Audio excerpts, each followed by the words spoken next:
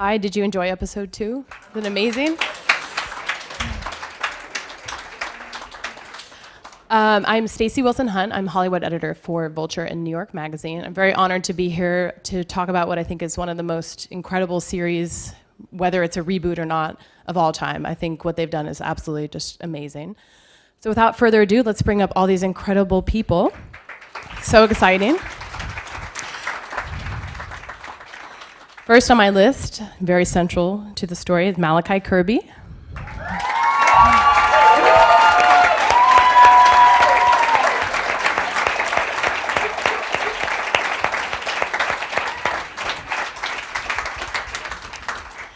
Emayatzy, Corinealdi.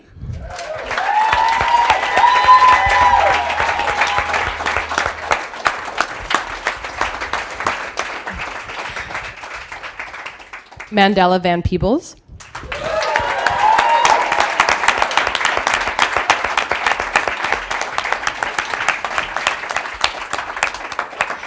And someone who knows him very well, Mario Van Peebles.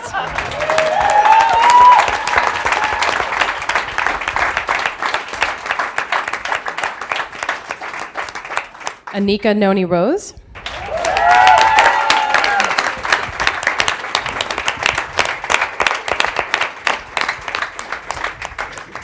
And last but not least, Regé-Jean Page.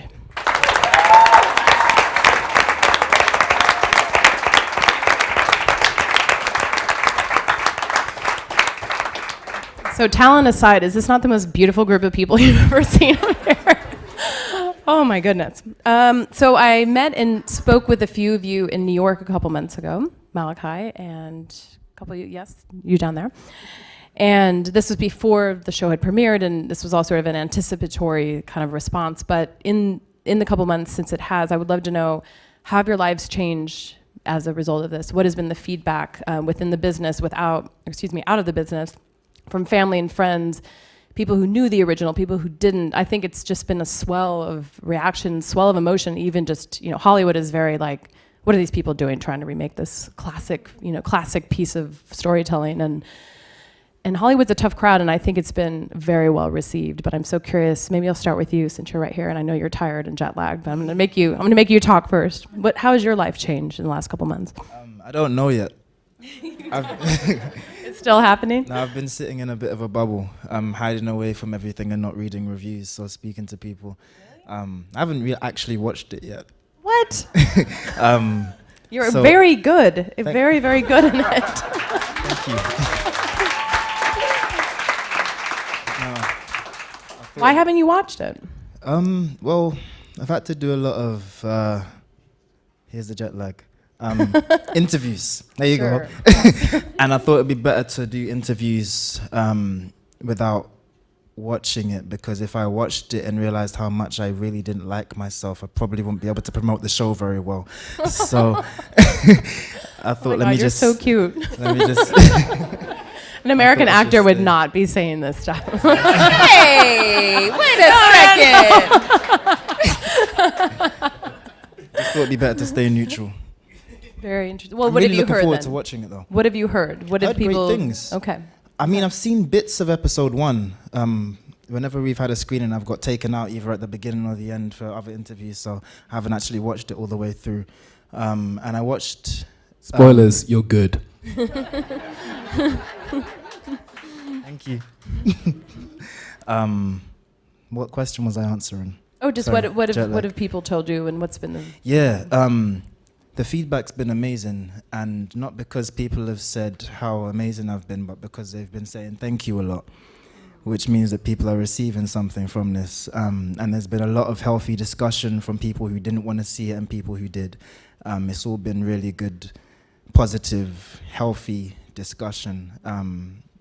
And people are already talking about making changes because of it. People have been speaking to me on social media. Every now and then I've kind of sneaked on it and said hello. And people have said like they've been inspired to kind of like get into like protesting and kind of working stuff in the communities and stuff, and just really digging deeper into their own roots and getting to know who they are. So actual physical change is happening, which is amazing. So yeah, the kind of feedback's what Alex Haley hoped for when he wrote this. I mean, this is sort of I mean, what I assume, I haven't spoken to him about it, obviously, but he seemed to be, and actually in our initial interview, Mark Wolper said that Alex had told him after the first Roots, there was maybe a paragraph about this experience in America, and maybe now the history books are devoting at least a few more pages, and I think that was a really nice way of talking about the impact that these stories can have. And how about you? You obviously have done a lot of work, I've seen you in a lot of beautiful indie movies, and what has this role meant to you specifically?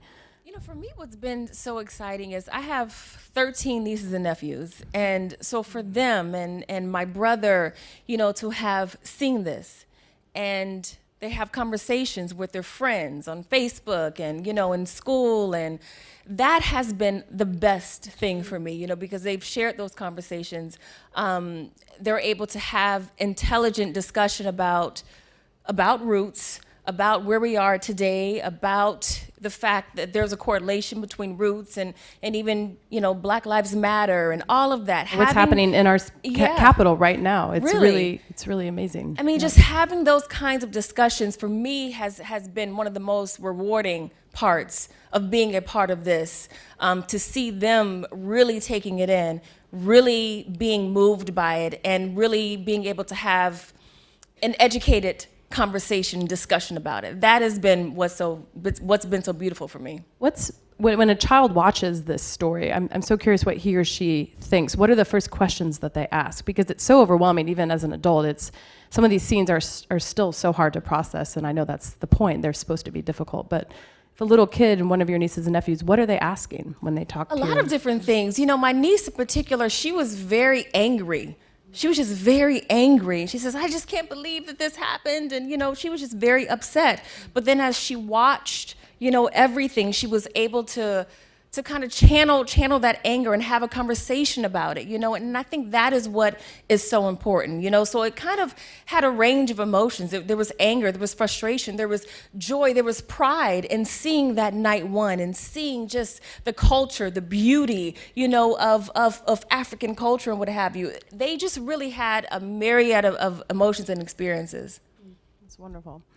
And Mandela, what did it mean to you to work on this piece with your father? Because this is not only the role that you play is so intense, but also just what an incredible, you know, possibility for collaboration. I can't imagine what it was like for the two of you.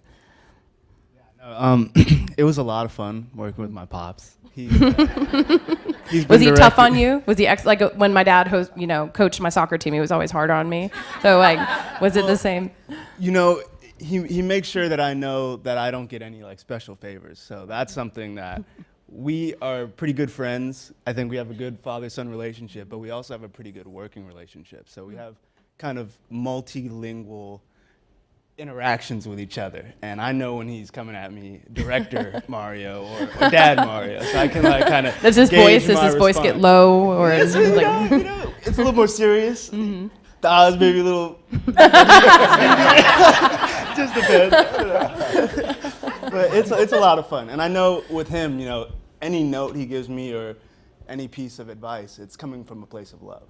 So, you know, he'll tell me, put your chin down a little, or anything like that. I don't think, oh, this guy's whatever. He's like, right. He wants me to look good. He wants me to do my best, and I think that's the important thing. Yeah. Oh. Always directing. Yeah. And Mario, you've worked in so many genres as an actor and a director and a producer. You've sort of done everything in such a relatively short time. And what was it like for you to segue from, you've done a lot of episodic TV in the last few years. The obvious challenges of telling the story are the obvious challenges of rebooting this incredible piece of work. But specifically, maybe talk about episode 2, which has so many difficult scenes, even just logistically, because I watch it, I'm thinking, who's wrangling the horses? Who's managing the costumes? Just all of these elements, it's incredible. It's a feature film, but you know, almost times 10 because you're having to condense so much in a short period. Maybe talk a little bit about that. Yeah, so, you know, there's the filmmaking part of it, which is tough. But I think the other part was having to go there just in terms of emotionally be in that zone for that long, you know, is tough because you got to be honest, you know, the thing that when they called me about doing Roots, and I was sort of hesitant at first until they really said, listen, we want you to do and bring to it what you bring to it. Because I said, I'm not going to do this like a piece of history that you sort of witness on the wall. It's going to be something you experience, you feel, you taste, you're present in. And they were cool with that. And they were cool with, you know, not making his story, but making our story. And that was a really big change. And I think some of the conversations that have spun out about it, like you said, Malachi, have been really helpful. I mean, you got people on all sides who've said things, and often they haven't seen it. But I think it's history doesn't always directly repeat itself, but it does rhyme. There's something about what happens in Roots that rhymes with the former slave states trying to repeal our right to vote in this election cycle. There's something about when this young brother runs away that reminds you of young brothers today running away. I mean, you could almost fast forward in slow motion and take him right to little Bobby Hutton in Oakland with the Panthers, to on up to Trayvon, on up to Bam now. And so there's a rhyming to it that it's hard not to watch it and wake up to that. And I think that when you really look at it, you understand there's a slavery right here in America today. You know, when you are a slave, you can't vote. You're behind bars or in chains, and you work for damn near nothing. And today it's called the prison industrial complex. And so a lot of folks out there that look like us, you know, sometimes we leave that schoolhouse and we're welcome to the jailhouse. So I think it's hard not to watch a show like this, like Emayatzy was saying, and not say, you know, wait a minute. How do we, it's like a question they asked you. Remember something about how do you honor your ancestors? Tell them what you said, because that was, every now and then he'll come up with something, I go, damn. That's kind of deep. Tell them what you said. Yeah, no, we were having an interview, and someone asked, how would you honor your ancestors? And I thought about it, and the character I play, Noah. And I think the character I play would be proud of who I am as an actual person. He has this desire to become literate, and me in my own personal life, I just graduated from LMU. So that was something that was a big thing for me, and I think Noah could definitely appreciate that. I think also knowing about our history and knowing about where we come from, and I don't know if they did, but we got to do some 23andMe genetic tests, and so that was really cool getting those results back and seeing I have ancestors from over here and there, and then traveling. So I've been to some of these places, and I've learned some of the cultures, and I think that's how we can really honor our ancestors, is be a part of the lives they had, and, you know, learn about their traditions, not just traditions of America. But Mandela said we don't have to say the N-word, because since we have kin from West Africa, which could be Mandinka, so we don't have to say, what's up, man? We could say, what's up, Mandinka? Yeah. I'll pass it on at that point. I think that should be a trend that starts now. I think let's say hashtag Mandinka tonight on social media. And Anika, your character sort of comes in a little bit later into the story and embodies all of this so beautifully. What were your reservations in taking this role, and what was your connection to the previous Roots, and what was essentially the emotional impact of just even saying yes to this, because I'm sure it wasn't an easy, flippant decision. It was not flippant at all. It was, we'd love for Anika to come in and audition, and I said I'd love to come in and have a meeting because I needed to understand, you know, the why of it. I needed to understand what the reasoning was to bring this back. Was it out of respect? Was it out of the need to tell this story again? Or was it out of the want to jump on some sort of bandwagon that seems to be happening right now? And I'm not against the story of slavery being told over and over again. On the contrary, I think it needs to be told over and over again. Thank you. I think that, you know, this is, as Americans, our second Holocaust here on these shores, in this land. And it is something that we need to talk about so that it does not happen again, so that we can honor the past, so that we can learn about it, so that we can learn about how we treat each other and why we treat each other the way we treat each other and what that came from. What is our journey going to be from this moment on? How do we take that? What do you think we have learned from telling these stories? Because none of us was complicit in this personally, this is hundreds of years ago. But what do you think we do learn in watching these stories, and what do you think we actually can then put into action? Aside from feeling sad, which I think is the usual response, how do we turn that into a teaching moment? I think that everyone is going to learn something different, depending on what their background is and what story they've walked in their life. But I think that generally we can all learn responsibility. We can learn responsibility for ourselves when we see an injustice, to speak on it, to act on it. If we're unable to act physically, to find a way to do something. And we see that actually in that beautiful scene with the preacher, preaching against slavery. And we think, well, who are these crackpot people in the woods? But it was heartening and almost comforting to know there were people fighting for rights, and the little girls stumble upon it. But I don't know, for whatever reason that struck me as, this wasn't something that everyone just accepted. No. It was a forced regimen that, was enjoyed by a lot of, powerful people, but it wasn't something that everyone felt comfortable with, which I think is, somehow comforting in a weird way.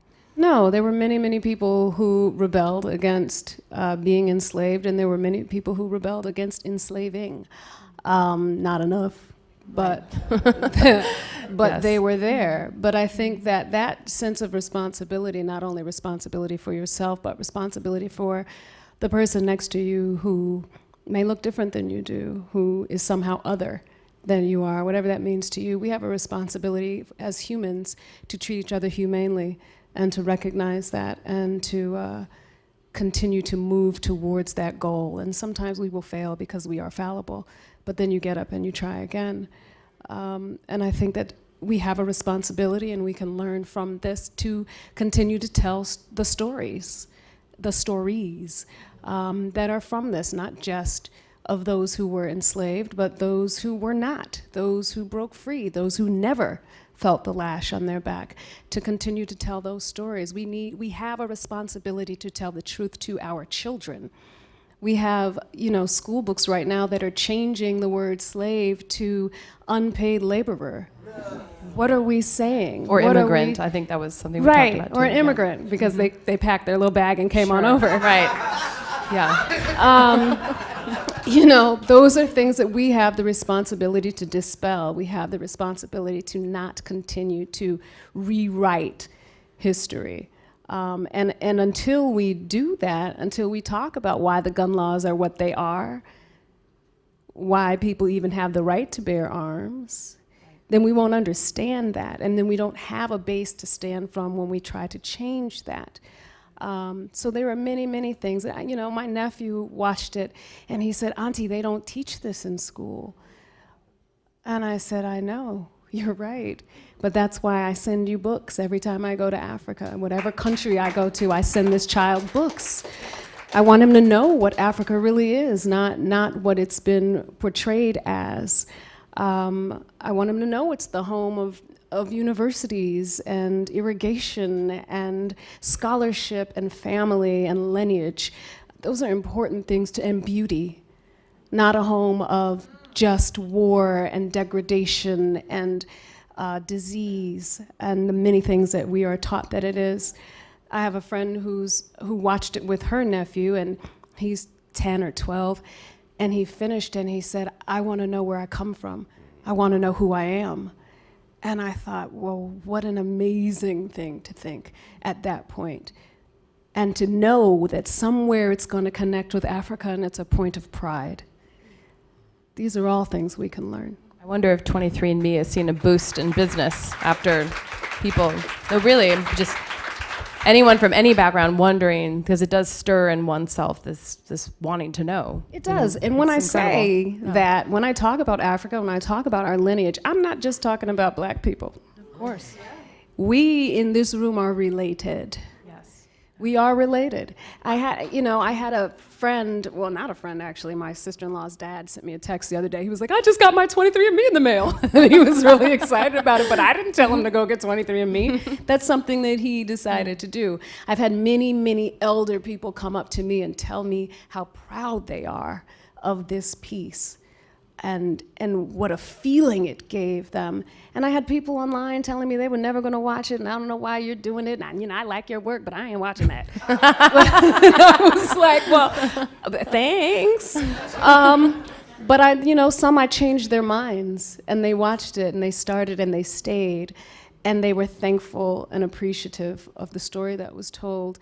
And that's why you do what you do, so that you can move someone, so you can touch someone, so you can show them something different or reinforce something that they already knew and make them feel good and strong about it. Or maybe the opposite, but maybe that opposite will be the force of change as they raise their own people and we go forth and move forward. And Regé, as someone who didn't grow up in the U.S., you weren't, by the way, weren't even born when the first Roots aired. What was your relationship to this story growing up in England, and you also grew up in Zimbabwe as well? Did the story have the same resonance as it has had here for us, or is it just a different, because obviously slavery happened all over the world in many different contexts? What did it mean to you, this story, before you signed on? I doubt the resonance was the same, but it was certainly very strong and very weighty. I first encountered Roots growing up in Harare in Zimbabwe. And what's fascinated me is since I got to the States, I've been talking to a lot of people about it, and a lot of people are like, oh my God, I had no idea until I saw it. I had no idea. If you watched Roots in Africa, I just sat there and went, oh, of course. I saw it when I was 10 years old, and I went, oh, this makes the world around me make sense, of course. There was no way of going, I had no idea, because I was living in a very newly post-colonial country. We know all about where those lines are drawn and why they're drawn. And so it's given me a slightly different perspective on it, because I'd always naturally seen it as an Afrocentric story. I grew up in Africa. I saw an African family getting abducted and taken to America and given this new identity by force, and eventually forming this new identity, forming the American identity, the African-American identity. And so I suppose I come at it from that angle slightly differently, because I think that impact is global. I think what happens in this country affects everyone and has done for a long time. And that's similarly to the fact that the British like to not involve themselves in this story. We're very good at that with the PR thing. We're a little bit like you guys with the Second World War. We're like, we came in at the end and saved everyone. It's cool, we abolished it. Which is, of course, total bull. We were running the whole thing. And we were making loads of money off the sugar in the Caribbean. There were loads of other slaves. The Spanish and the Portuguese were running their game down in South America. This is a huge global story, and the context is global. And so there is no limit to that. And I think there is nothing that helps us provide context for the world that we're in today. When you live in a world where the systems are set up in a certain way that does not take you into account, that is set up against you, and you need to know why. And the minute you see why, you go, oh, who made those laws? Who wrote that constitution? For who? Who did not contribute to those laws and that constitution? Oh, suddenly this makes a little bit more sense. Do you see what I mean? So there's a very pithy post on Twitter the other day where someone said, seeing as no women and no people of color contributed to the Constitution, I'm not surprised it may need updating every now and then. Do you see that? And so and you were saying in terms of the response to stories like this that give us context, in terms of, feeling sad, which of course that's one thing that you do, but I saw another pithy internet post where someone was saying that no one is asking you to apologize for what your ancestors did. We're asking you to dismantle the systems they put in place that you still benefit from. And so while a lot of us are not complicit in the violence that, did you write it? A lot of us are not complicit in the violence that happened hundreds of years ago, or 100 years ago, or 50 years ago, or 2 weeks days ago. Or yesterday, because that violence happens every day. We are complicit in continuing those rhymes, in continuing to write those rhymes and be complicit in those rhymes. You didn't whip Kunta, but you are standing on the neck of his grandchildren. If you are not consciously going, okay, what have I learnt, and what am I supporting, and what should I be supporting? And I think that that context is what we provide. It's who's telling you your history, why are they telling you your history, who wrote that history book the first time, and why should we be writing our history now? Agreed.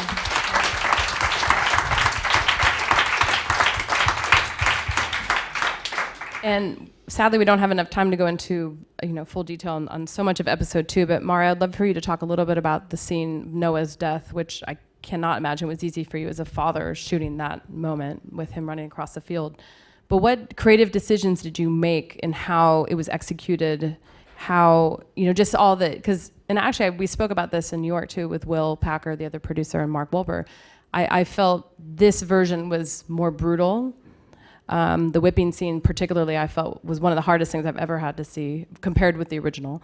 And he made a wonderful point. He's like, we can't tell this story unless we're being as brutal as it really was. So what creative decisions did you make as a director and how that scene, I guess, unveiled and essentially what did it feel like to shoot that? It was tough. I've had some tough experiences already cinematically. When I played Malcolm, my 2 daughters played Malcolm's daughters in Ali, and my father had interviewed Malcolm X when he was in France, and I was working with Malcolm's daughter to humanize her dad, and my daughters found it very tough to watch the scene where Malcolm gets executed, and so did she. So I've sort of been through some of that already as an actor director. To do that with someone you love is rough. But I had to take myself away from many things that were rough as a filmmaker constantly. But one of the things that I thought was super important is that there's that great Paul Robeson quote where he says, if you buy into a culture, to a mentality, to a zeitgeist of the people that would buy and sell you as a people, what have you yourself become? And I think one of the things about Roots is it really makes you question how much you've bought in, how much we've bought into the zeitgeist of this colonial mentality that could be the undoing of our very life on this planet in a complete and whole way. And what do I mean by that is that if you're okay with a doctrine that's exploiting on the basis of race, racism is next door to sexism. And sexism is right around the corner from classism. And classism is right around the corner from the wholesale destruction of nature. So we had it tough. But when I had lunch with the Native American brother in that scene, he pulled me aside and said, brother, your people survived. She talked about the second genocide. She was talking about the first genocide was our Native American brothers and sisters. And he said to me, they made it, they came over in here and we were loving and open. And we now have Columbus's diaries where he writes about we could take these people out. There's these natives here with 1 battalion. We could wipe them out. And who made that holiday and why do we celebrate it every year? Yeah. So we should celebrate Native American Day, really. But he said they wiped us out and they made it illegal for us to speak our own language and practice our own religions and just decriminalized it in 1978. So yes, we had it rough, but there's some other stories, some other history that's our story that's not told. So yes, it was rough to do that with my son, but baby, it was rough for everybody. do you know what I mean? And to get to expose that truth and say, now that we can put that out there, I always tell my son, there's his mom right there. Say, hi, Lisa. There she is. And by the way, there's our badass editor right there, James Wilcox. But I always tell my son, look, take the good part of me and leave the bad. Take the good part of your mom and leave the bad. And if you can't have an honest discussion with us about that, then it's very hard for you to know where you're going if you don't know where you've been. So if you can't take an honest look, like Brother Regé said, and be clear about the past, not that you're saying you have to blame anybody, but be clear about how you move forward now. How do you treat people with every car we drive, with every food we order, with every piece of clothing we wear? We make a statement. If you're wearing those diamonds, you're making a statement. You know what I mean? So in every way, you affect change or you decide not to affect change. And yes, it was hard to do that, but the scene that ripped my heart out was seeing the family separated. Was that a killer? Oh my goodness. So there were a lot of tough days. And even you talked about that scene in the Bible when the folks were saying that slavery was an abomination. It was also interesting that the good book, quote unquote, could be interpreted by the little white girl as saying, no, this empowers me to tell you what to do, by one set of other people, and somebody else says, no, actually it doesn't. Do you know what I mean? Empowers us to do what's right. So it's not that any particular book is bad or good. If it basically says, be kind and do unto your brother and your sister as you do unto yourself. Dr. King said, we either all learn to live together as brothers and sisters or we perish together as fools. I add to that, now we either all live together as brothers and sisters in harmony with nature, we got to get right with nature, or we perish together as fools. So we need to wake up, we need to move forward, and we need to get it right.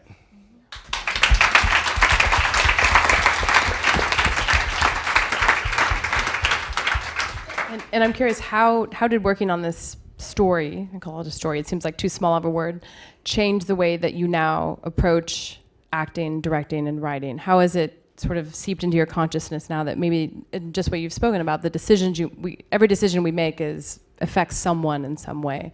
So how is this, and specifically the two gentlemen here, and of course you too, you're at the beginning of your careers. You've been spoiled in a big way with this piece. How do you maintain the integrity moving forward with these kind of stories? Because it's not easy. It really is not easy. Maybe talk a little bit about the attention you're getting and what decisions are you going to make that will maintain the integrity of this incredible foundation. No pressure. And you're totally jet lagged. But I was heartened, by the way, to hear that he had not hired a publicist yet, which just means that he's keeping his cards close to his chest, which is good. It means that you're kind of creating your own narrative, which I think is smart. See how you fill in for Malachi? He just gives you that look. And you be like, this is what he's thinking. Oh no, he's thinking that. That's the power of a good actor, right? You just be like, I could tell. His eyes say a lot. For me, I feel like I would do a disservice to any job that I do if I don't feel passionate about it. And so I've made the decision, I made the decision a while ago, before I was in a position to do it, to say no to the jobs that don't excite me, that I don't feel passionate, I don't feel a connection to, that I don't have a vision for. When this role came about, I spent more time worried about what would happen if I got the part than preparing for the auditions. And then I got the part, and I was like, oh, this is great. What do I do? How do I do this? And I spent every day thinking that same thing. How do I do this? Like, I did the work, I did the research, I tried to get in shape, Mandinka shape. Right. What is the Mandinka workout, by the way? I'm so curious.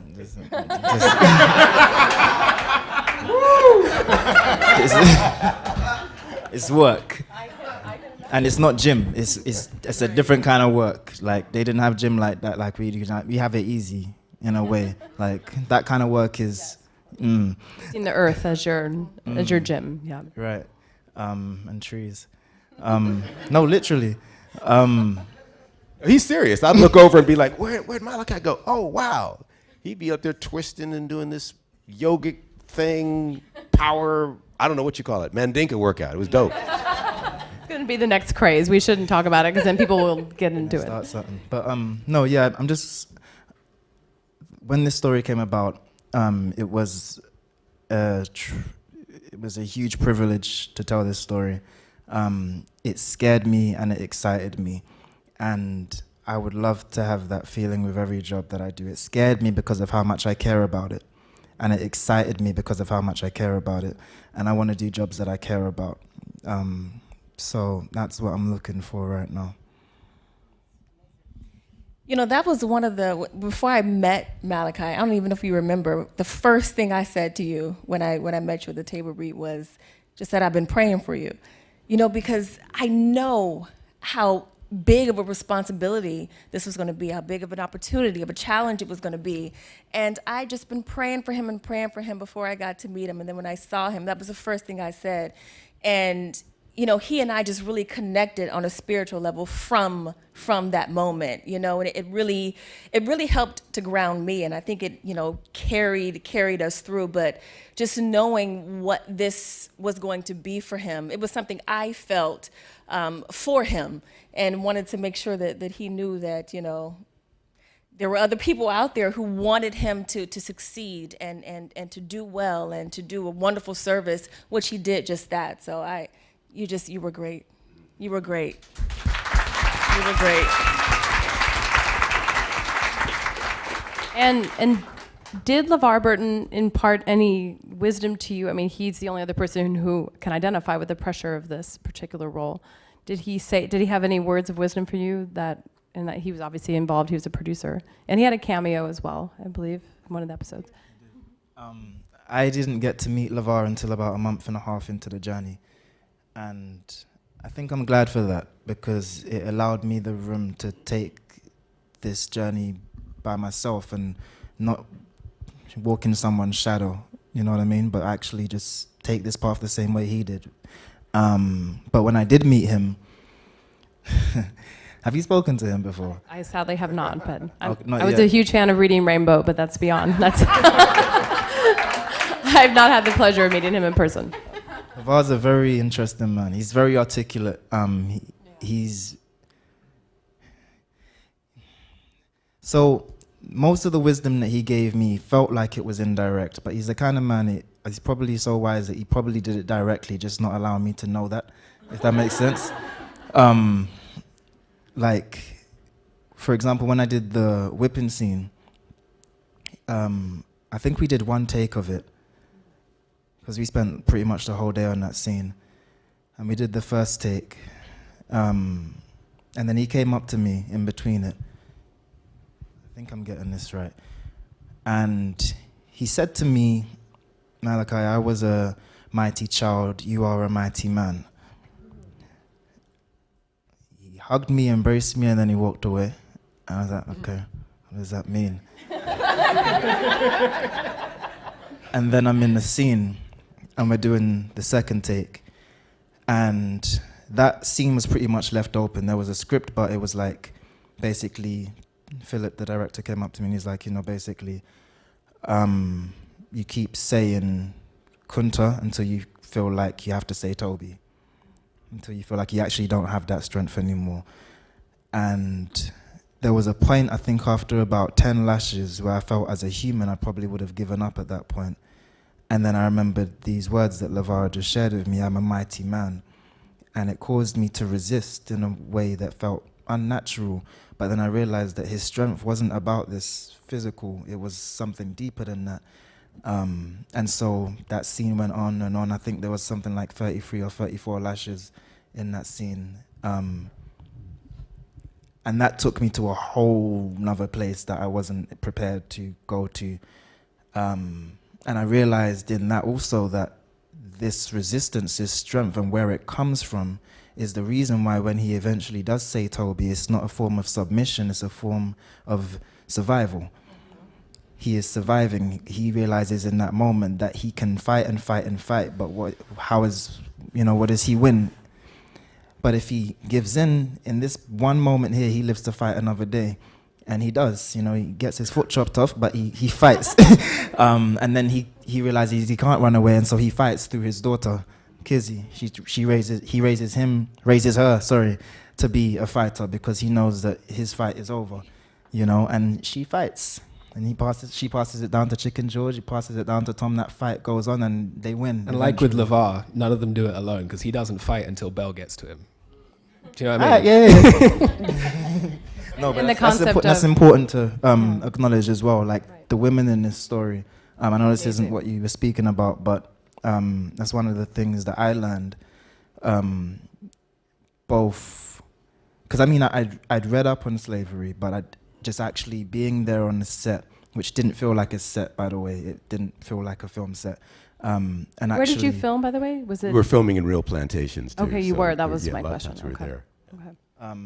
Yeah, just being there and observing what the women were going through, and not just the women, the names of in this, but the the extras and everyone, like the work that they were putting in, the strength of the women in this time. I feel like, I hope it's fair for me to say that, I mean, at least with the little observation I had, it felt like the women had to be a lot stronger than the men for a lot of reasons, in terms of the things they go through and this, you know, the rape that they go through, and still having to raise those children with fathers that they hate, that are their oppressors. Like, that's mad. And you still got you have to raise them with love, you know?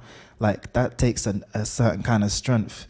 And just working in the fields as well. Like, the women weren't just, you know, pretty. Like, they were working, like, hard. And pregnant too. Right. So thank you for pointing that out, because that's important. So it pains me to say we have to wrap up very quickly, but is there anything else any of you wants to share that you haven't been able to share? Particularly, we have so many actors in this room. Is there anything you want to share, particularly I wanted to what jump this has on meant to you? something that Malachi and Emayatzy both said. They both brought up the word service in terms of what you're doing, especially when you tell a story like this. Is when you tell a story, when you create culture, you have to ask, who are you serving? Who are you representing? And therefore, who are you serving? Whose narrative are you forwarding? Who do you represent? I did like a bunch of interviews because they were showing it in the Philippines. And someone asked me, you know, this is a very American story. What can people in the Philippines relate to here? And I said, I don't think the world's going to be short of oppressed, repressed people anytime soon. Yeah. And so I think the story of how people survive oppression, how people hold on to identity, about how important it is for people to support each other through that is... Also not an American story at all. I mean, ultimately it is this particular narrative, but as you were saying earlier, so it's about who you're representing and therefore who you're serving, kind of at all times when you tell people's stories. But it's also about perseverance. You know, as much as it's about oppression, it is about perseverance. It is about people that are still here in spite of abominable odds. It is about a strength of spirit, a strength of self that I really don't know that I have the ability to touch. It is so beyond us and so strong, the people that we are speaking of. Even when they feel weak, there is a strength in them that is stunning and inspiring. And there is nothing to be ashamed of in that narrative. And I think in adding to that, when you really look at it deeply, we've all probably, as a race, and have been oppressed. And we've all probably been oppressors. And I think the more you are clear with that and see the ability to do that now, and what she was talking about earlier, that the injustices anywhere threaten the justice everywhere. So I think you move forward with a different awareness when you don't say, oh, that was just then, and you point it then. You got to go, how does this rhyme with where we are now? What's going to happen with this election? You know, I talked about the rhythm of how things work. Like, you see black folks got their rights, and then women got the right to vote. You had the civil rights movement, the Black Power movement, and then you had the women's movement, and then you had the gay movement. We had a brother in the presidency, and now we may have a woman. So there's a rhyme, there's a rhythm to how we develop and grow, and hopefully we're getting to a place where we can all know that we're all connected. Like you said with the 23andMe, we are literally all connected and related, and we need to act like it. Thank you so much for being here. Really appreciate it. Thank you.